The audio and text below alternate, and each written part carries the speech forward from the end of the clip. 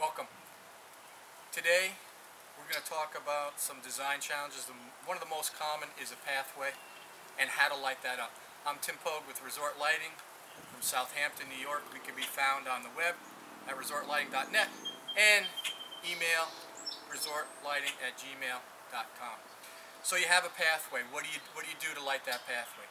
You have to look at the surroundings. You have to look at where the pathway is taking someone from point A to point B. Is the pathway in a lawn area completely surrounded by turf and grass? If that's the case, that's a tough challenge. You have to go with regular path lights. What we don't want to do is line the path light up on one side unless it's a site characteristic that we have no way of getting or gaining access to the other side. But typically, if you're in a lawn area, you want to be able to triangulate the path lights, producing gentle pools of light, bring the people up the path to the focal point, if that's the case. Sometimes there's an area, if you're just in landlocked in lawn, maybe we can edge out and sculpt out a few plant beds to break it up a little bit. But again, what we don't want to do is get that runway effect. We don't need lights parallel to each other all the way up the walkway. Break it up. Look at some other architectural elements that are on the site. For instance, right here we have a fence. Now I can uplight the fence, I can downlight the fence. I can use that in place of a path light as I take someone up the walkway and to the door.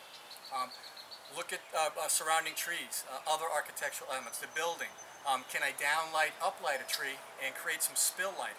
Or use spill lighting off of a building or another structure to create and illuminate the path that way.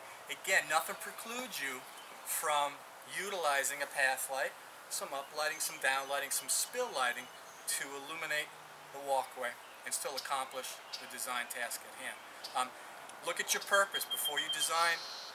Create a purpose for the walkway for that particular area. In this case, a path or walkway, highly used, should be on a separate zone, probably going to be on a lot longer than other areas of the yard, whether it's a back pool area, barbecue, outdoor kitchen area. The walkway will probably be used a lot more. So you want to be able to have that on a separate zone and control that appropriately. You want to look at your levels of light on a pathway. Usually we use a low level of light, 3 or 2, some like to say, because there's a focal point, a much brighter area that you're bringing people to. Again, you're creating that little pool of light. Look at your architectural details. Is it pathway lighting is usually a functional thing? It could be an architectural thing. You want to be able to mesh those two in your design. Architecturally speaking, maybe you're trying to match something on the house, some piece of artwork. That's very important. You still need the functional piece, though, of illuminating that particular area. Look at the scale of your path light. The height of the stem, the size of the hat.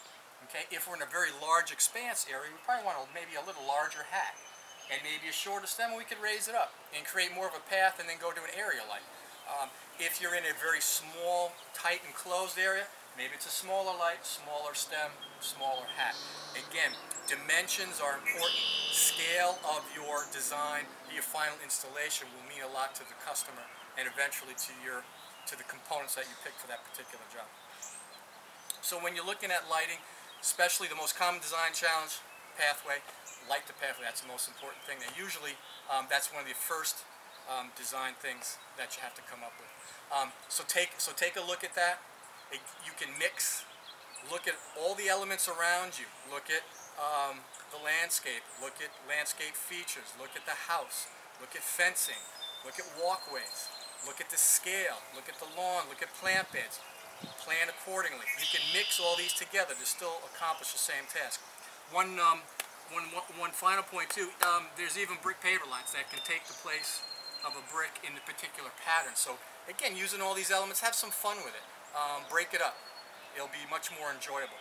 Again, I'm Tim with Resort Lighting, based here in Southampton. Again, we can be found on the net, resortlighting.net, and at resortlighting@gmail.com. Thanks again. Look for us at other design and some installation things as the year progresses. We'll take a look at some other challenges, lighting backyards, pools, greens, putting greens, outdoor kitchens, We will look at some water features, maybe some rainwater recapture, and how we light a particular fountain or a nice water feature that's on the property. So take a look at some of the other things that will be coming up in the near future, and have a wonderful day. Thanks.